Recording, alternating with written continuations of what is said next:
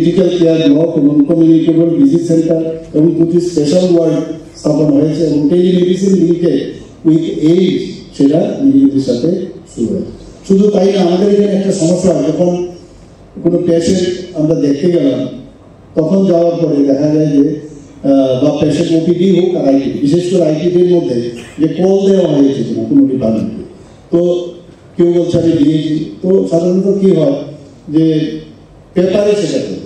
তো আমরা ঠিক করলাম যেখানে 3টা ডিপার্টমেন্টও রেফারেন্স সিস্টেম, মানে কোন সময় রেফার করা হয়েছে এবং রিসিভ করেছে সব কিছু কিন্তু এখন অটোমেটিক্যালি ধরা যাবে।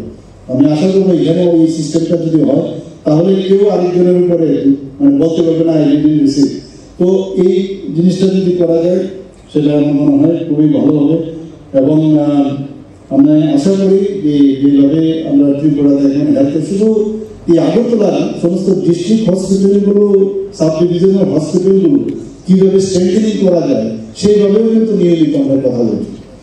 এখানে আজকে যদি যেসব প্যারামিটার আমাদের আছে ত্রিপুরাতে, সেই প্যারামিটারের হিসাবে আমরা কিন্তু অনেক ন্যাশনাল লেভেলে অনেক জায়গা থেকে কিন্তু আমরা অনেক বেটার পজিশনে আছি যেগুলো। তো আমি আজকে এই যে association of physicians of India Tripura state ব্রাঞ্চের যে এই 2 দিনের কনফারেন্স সেটা তার সাফল্য কামনা করে আমি আমার কথা বলে শেষ করছি। নমস্কার, জয়।